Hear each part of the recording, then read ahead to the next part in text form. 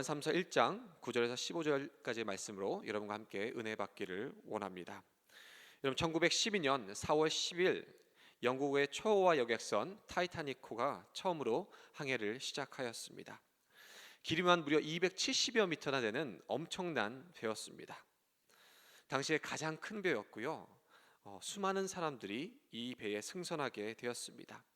여러 가지 꿈과 또 여행의 기대감을 가지고 이 배를 탔는데 불과 5일 뒤인 4월 15일 북대서양에서 빙산과 충돌하여 이 탑승객선 인원 총 2,228명 중에 711명만 살아남고 1,517명이 목숨을 잃는 해난 사고가 일어나게 되었습니다. 세계 최고를 자랑하던 이 배가 출항하기 전에 배 선장과 스태프들은 이렇게 얘기를 했다고 합니다. 신이라도 이 배를 어떻게 할 수 없을 것이다.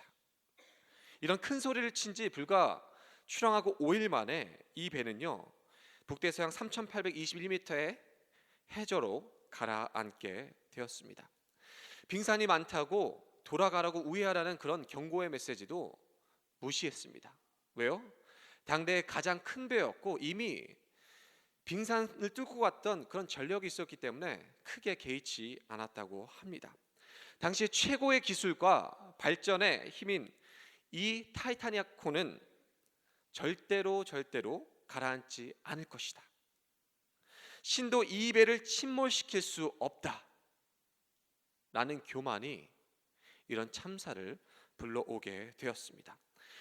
교만으로 인한 피해는 엄청납니다. 교회 안에서도 언제나 교만은 존재하였고요, 세상에서도 이 교만은 존재하고 있습니다. 우리도 어찌 보면 이 세상을 살아갈 때 이 교만에 노출될 때가 참으로 많이 있는 것 같습니다. 오늘 본문에도 두 부류의 사람이 등장을 하게 됩니다. 하나님의 진리 안에 거하며 그리스도의 겸손을 따라 선을 행하기 원하는 한 부류와, 그리고 교만으로 인하여 교회의 분쟁을 일으키고 또 하나님이 세우신 질서를 무너뜨리는 악을 행하는 자가 등장을 하게 됩니다. 본문에서 어제 말씀에서 우리가 배운 것 같이 한 인물이 등장하게 되죠. 가이오. 여러분, 이 가이오는요, 사도 요한과 함께 동역하여 진리 안에 거하며 선을 행하고 믿음의 사람들, 선교사와 전도자들을 대접하기 힘쓰는 믿음의 사람이었습니다. 가이오. 이 가이오를 사도 요한이 계속해서 칭찬을 합니다. 그런데 오늘 본문은요, 이 가이오의 정반대되는 사람이 등장하게 됩니다. 이름도 참 힘들어요. 디오드레베가 등장을 하게 됩니다. 그는 으뜸되기를 좋아했고요, 교만한 자로 교회를 어지럽히고 악행을 일삼는 사람으로 오늘 등장을 하게 됩니다. 오늘 주님께서 우리에게 주시는 중요한 교훈이 오늘 본문에 기록이 되어 있습니다. 그 첫 번째는요, 교만을 조심하라. 9절 말씀 한번 한 목소리로 크게 읽어주시겠습니다. 시작. 내가 두어 자를 교회에 썼으나 그들 중에 으뜸되기를 좋아하는 디오드레베가 우리를 맞아들이지 아니하니. 여러분, 이 디오드레베는요, 으뜸되기를 좋아했다, 으뜸되기를 원했다라고 오늘 본문이 기록하고 있습니다. 자기 욕심으로 으뜸이 되고자 교만한 생각을 하고 또 하다가 사단이 그 속에 들어가서 사탄의 도구로 교회 안에서 쓰임받게 되었습니다. 그는 성도들 중에서 첫째가 되기를 원했고요, 그는 교회의 중요한 자리에 있었음에도 불구하고 그 중요한 자리에서 하나님의 질서를 무너뜨리고 하나님의 권위를 무너뜨리는 교만한 자로 되게 되었습니다. 교만으로 인하여 눈이 멀어지게 되고 또 하나님의 말씀에 불순종하게 되었던 것이죠. 이 디오드레베가 어떤 악행을 저질렀냐면 오늘 본문이 정확하게 기록을 하고 있습니다. 그의 교만과 욕망은요, 곧 악의에 찬 험담과 또 악행으로 이루어지는데 이 디오드레베는 영적인 지도자들의 권위를 인정하지 않았습니다. 자신이 이 교회 안에서 으뜸되기를 원했기 때문에 하나님이 세우신 권위와 질서에 도전을 하게 되었습니다. 바로 사도 요한의 그 권위에 도전하게 되었던 것이죠. 여러분, 사도의 직분이 무엇입니까? 주님께서 사도를 세우셨습니다. 사도를 직을 임명하셨습니다. 왜요? 주 예수 그리스도의 복음이 편만하게 증거되기 위하여 하나님의 교회를 세우기 위하여 이 사도의 직분을 주님께서 직접 허락하셨습니다. 그렇게 부여받은 권한을 가지고 이 사도 요한은 교회를 세우고 또 주님의 복음을 증거하는 일에 최선을 다했습니다. 그리고 이 사도 요한이 이제 가이오와 그 믿음의 동역자들에게 편지를 썼습니다. 복음을 전하고 주의 복음을 위해 애쓰는 자들을 위하여 그들을 접대하고 그들을 섬기고 그들을 먹이고 그들을 주님 사랑으로 품으라고 이야기를 했습니다. 편지에 이미 몇 차례 썼던 것 같습니다. 그런데 어떻게 해요? 이 디오드레베라는 사람이 그 일을 막아버립니다. 그 요청을 무산시켜버립니다. 하나님의 질서와 권위를 이 디오드레베가 철저하게 무시해버립니다. 여러분, 그것뿐만이 아닙니다. 오늘 본문의 10절에는요 이렇게 나와 있습니다. 그러므로 내가 가면 그 행한 일을 잊지 아니하리라. 그가 악한 말로 우리를 비방하고도 오히려 부족하여 형제들을 맞아들이지도 아니하고 맞아들이고자 하는 자를 금하여 교회에서 내쫓는도다. 여러분, 디오드레베는요 지도자들에 대하여, 믿음의 동역자들에 대하여 악한 말로 비방하고 그리고 자기를 거스르는 자들을 어떻게 했어요? 교회에서 내쫓았다고 기록하고 있습니다. 이게 얼마나 무서운 말인가요? 여러분, 이 악한 말로 비방하다는 이 헬라어 말 후리아론을 문자적으로 보면요 이렇습니다. 악한 말로 허튼 소리를 했다고 합니다. 이 디오드레베가 교회 지도자의 역할에 있었을 때 주님을 섬기고 주님의 질서를 세워가고 주님의 그 복음을 위해 애쓰는 자들 섬기라는 그 사도의 직분에 갖고 있는 사도 요한을 철저하게 무시했을 뿐만 아니라 악한 말로, 허튼 말로 루머를 만들어뜨리고 그리고 그 지도자를 무너뜨리고 동역자들을 무너뜨리고 심지어 자기의 말에 반대로 행동하는 그 사람들을요 어떻게 해요? 교회에서 내쫓아 버립니다. 교만이 이렇게 무섭습니다. 주님의 질서를 무너뜨리고요, 주님의 권위를 무너뜨리고 교회를 무너뜨리고 디오드레베, 그의 리더십에 반대하는 모든 사람을 내쫓았습니다. 교만에 눈이 멀어 악행을 저질렀습니다. 여러분, 교만이 무엇입니까? 교만이 왜 위험합니까? 여러분, 교만은 스스로 높아지려는 마음, 오늘 본문에처럼 스스로 으뜸이 되기를 원하는 것, 으뜸이 되고자 좋아하는 것, 하나님의 주권을 인정하지 않고 자기 자신의 뜻대로 행하는 것, 그것이 바로 교만입니다.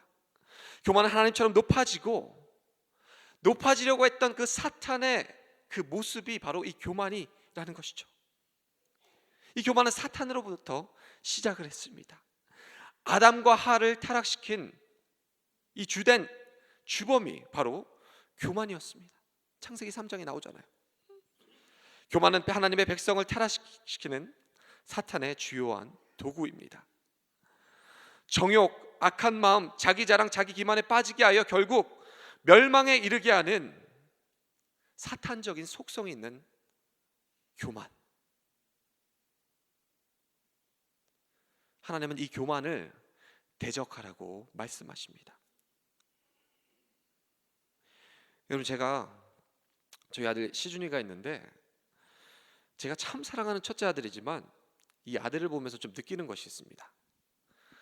간단하게 얘기하자면 인간은 죄인이다. 시준이를 보면서 정확하게 느끼게 됩니다.